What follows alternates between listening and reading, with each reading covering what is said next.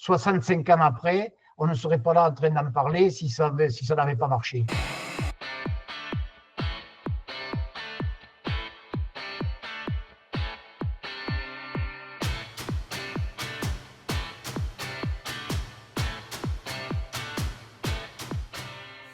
Quand on rentre en label rouge, on rentre en religion. C'est une magnifique organisation. Avec des éleveurs engagés. Le logo Label Rouge, pour moi, c'est un sceau de qualité. Pour moi, c'est un fédérateur. C'est grâce au logo Label Rouge que des producteurs et des abatteurs et quelquefois des distributeurs ont pu travailler ensemble. C'est ce qui a, je dirais, vraiment développé notre filière. C'est vraiment le seul logo qui a un tel niveau de compréhension auprès du consommateur, quoi. Le Label Rouge, c'est de donner une place à ce qu'ont pu faire ou ce que peuvent faire les agriculteurs pour valoriser justement leur travail. Ces labels rouges, surtout les deux premiers labels, enfin le premier label rouge volaille qui a permis à beaucoup de gens de vivre sur leurs petites exploitations familiales. C'est une manière de voir l'élevage, pour moi. C'est la qualité, c'est l'origine, c'est... Pas besoin de mettre beaucoup d'autres qualificatifs. Voilà, c'est la meilleure qualité.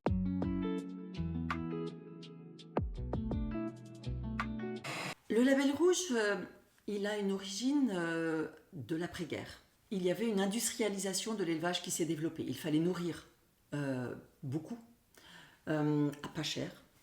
Et en parallèle, il y avait des producteurs qui faisaient des démarches plus proches de la tradition, avec des produits complètement différents. Deux bassins de production historiques pour le Label Rouge, donc le bassin Gascogne, les Landes de Gascogne plus précisément, et puis le bassin du Maine, donc Landes Loué, qui aujourd'hui parle plus aux consommateurs. Il voulait se développer, se faire reconnaître par rapport à ces productions industrielles ici. Ces producteurs sont fiers de leurs produits et se sentent responsables de ce qu'ils font. C'est en 1958 qu'un certain nombre de personnages ont pris la parole pour dire il faut qu'on fasse quelque chose parce que ces productions industrielles viennent concurrencer et vont faire mourir cette production traditionnelle. 1958, premier supermarché. L'étiquette devient le seul élément expliquant le produit pour le consommateur. Il fallait donc pouvoir identifier cette qualité, ces différences au consommateur par quelque chose qui était une garantie. Ces personnages importants, donc dans les Landes, on peut citer Falkenberg, et puis en Sarthe, Boudevin, Beaugarny, ont travaillé à faire reconnaître ces productions traditionnelles auprès des pouvoirs publics. Et donc c'est de là en 1960, donc avec Pisani et Cointat, donc apparaissent les notions de label agricole. Ils ont profité d'une loi d'orientation agricole qui aboutira en 1960. Et dans ce volet qualité ont été inscrits les labels agricoles avec leur définition qui est celle que l'on a encore aujourd'hui, avec les fondamentaux, le triptyque, qualité supérieure du produit, caractéristiques particulières de production et, le cas échéant, l'origine.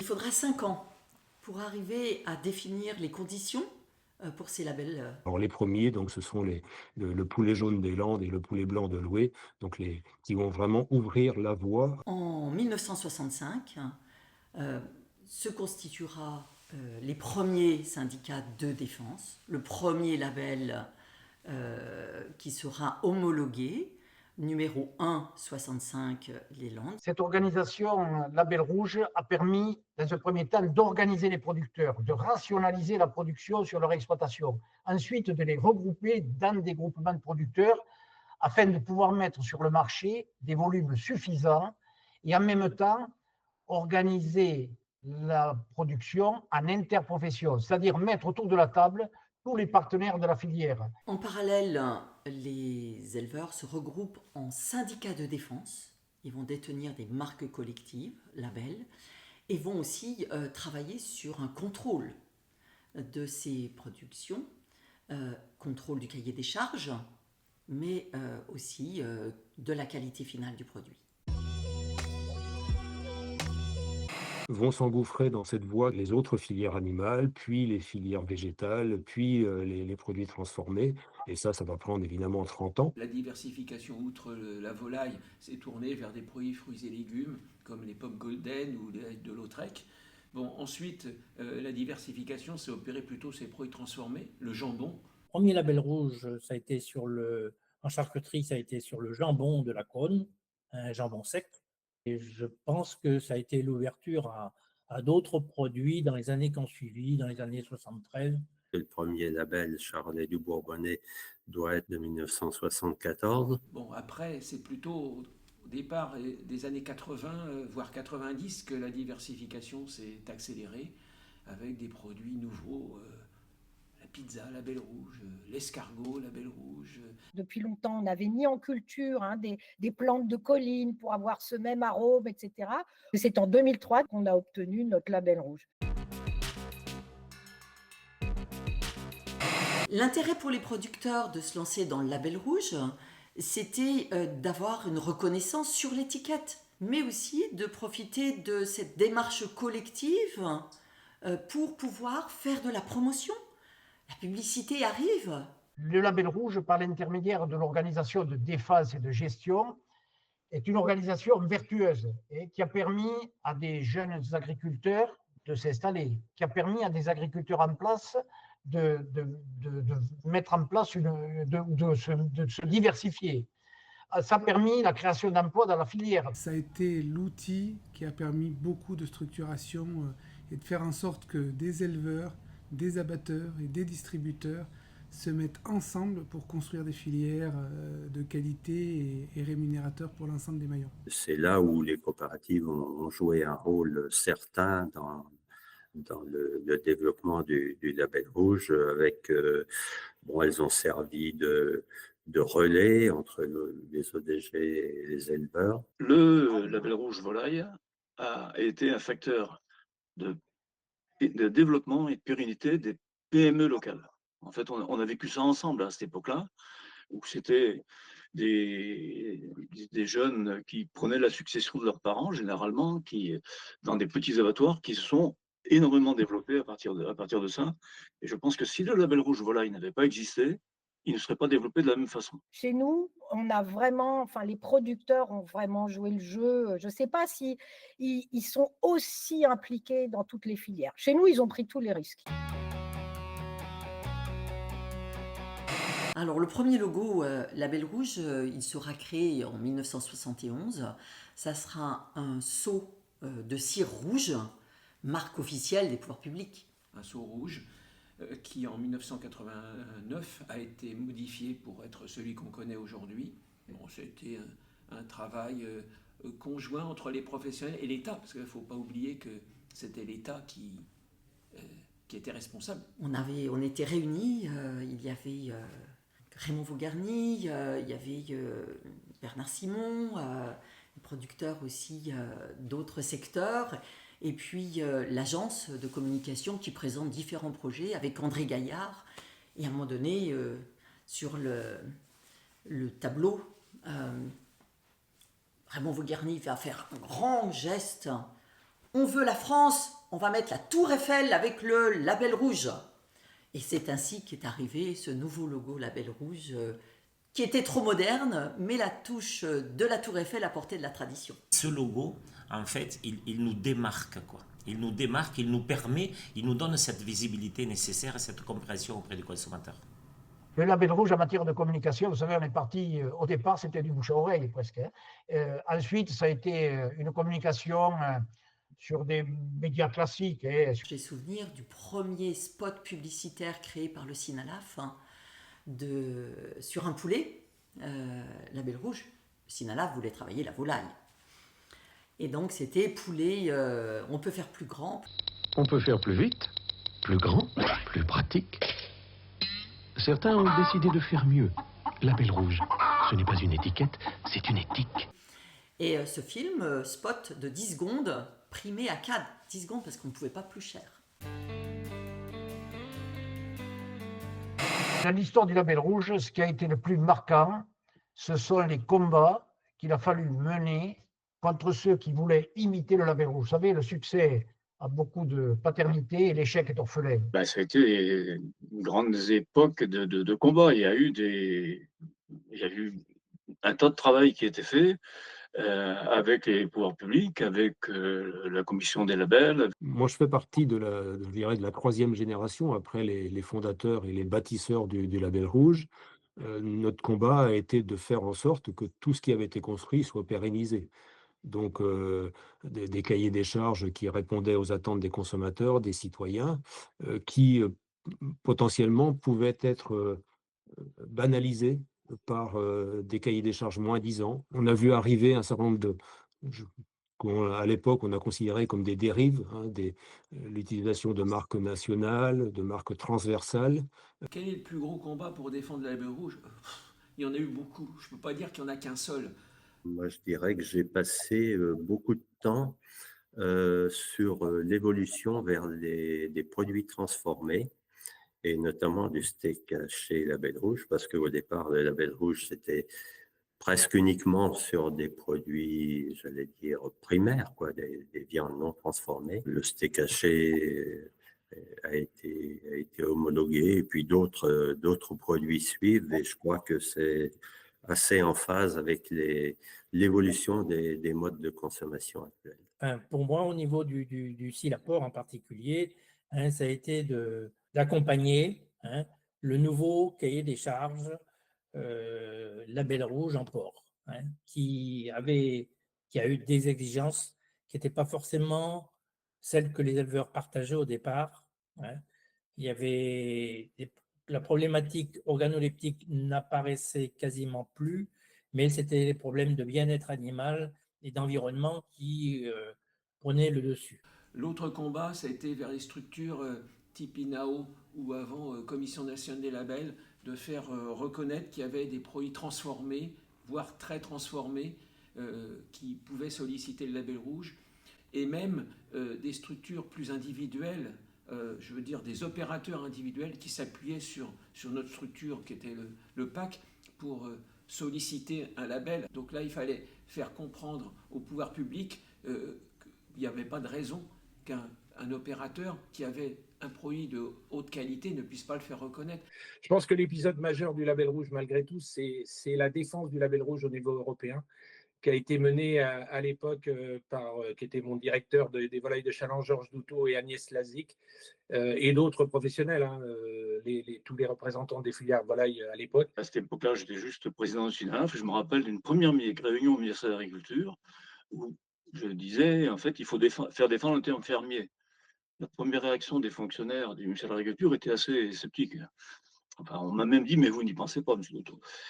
Et ben si, on y pensait. Et avec Agnès Lazic à l'époque, on a été prêcher la bonne parole, bien sûr à Bruxelles, bien sûr en Allemagne. On a bougé pour aller expliquer ce qu'était le système label et pourquoi le terme fermier était important et comment on devait définir des normes de production au niveau européen. Mais je crois que ça a été déterminant. Si ces gens-là avaient échoué à ce moment-là, la filière Label Rouge n'aurait pas existé après.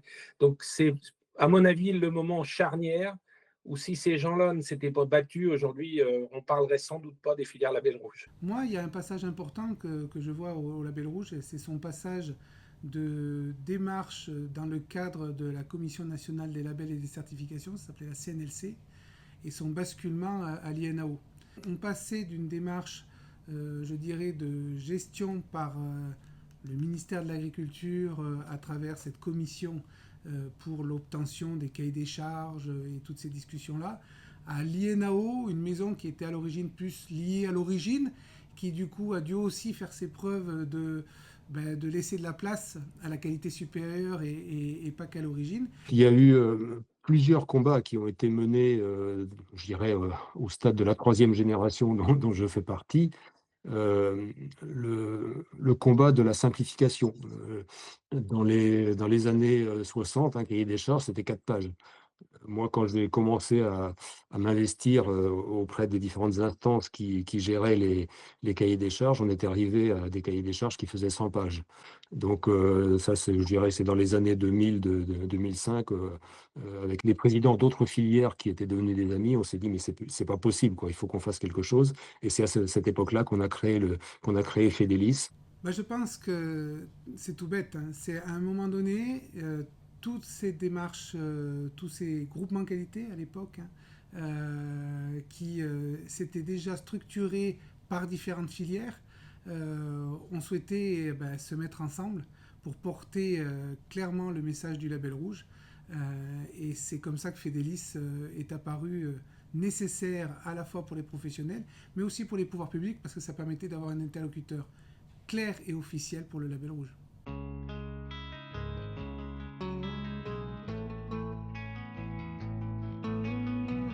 L'avenir du label rouge, il appartient et il appartiendra aux générations qui vont avoir l'ambition et le besoin de se l'approprier. Pour moi, l'avenir du label rouge, il va passer par répondre aux attentes des consommateurs. On parle de réchauffement climatique, on parle de perte de biodiversité.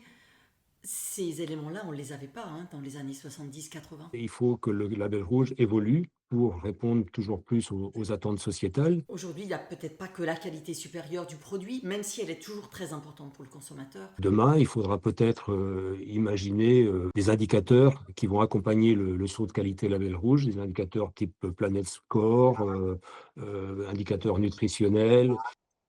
Sur l'avenir, je pense qu'il faudra, toujours pareil, résister aux tentations de baisser le niveau des contraintes et au contraire, continuer à concilier tradition et modernisme. Penser énergie renouvelable, faire en sorte que le bilan carbone des labels rouges s'améliore. Il faut moderniser les conditions de travail et les mécaniser, tout ce qui peut simplifier le travail de l'éleveur. Et cette mécanisation n'a aucun effet sur la qualité du produit. L'avenir,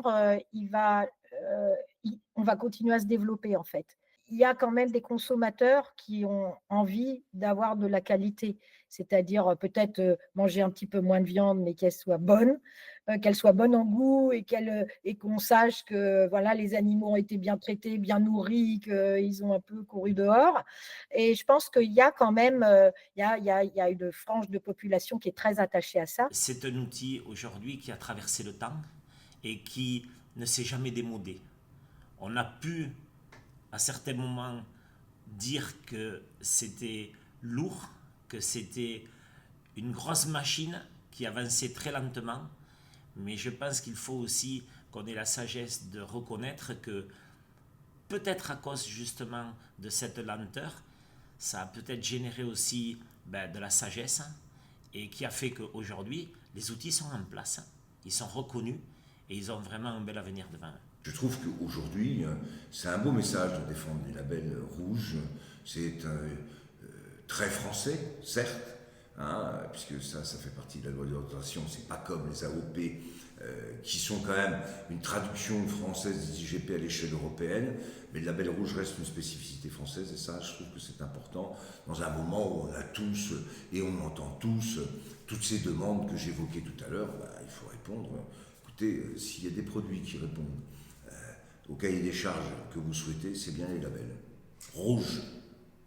C'est quelque chose d'extraordinaire. On a un système qui a été mis en place il y a 65 ans, sur lequel on n'a pas changé pratiquement une virgule, et qui est encore, je dirais même, plus à l'ordre du jour que cela ne l'était dans les années 60.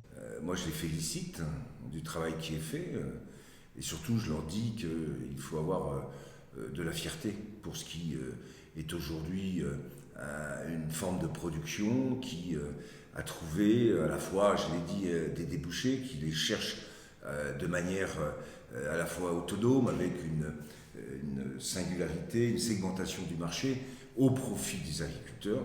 Et donc je voudrais leur dire vraiment qu'ils sont dans le vrai et il faut qu'ils continuent à rester ceux qu'ils sont aujourd'hui.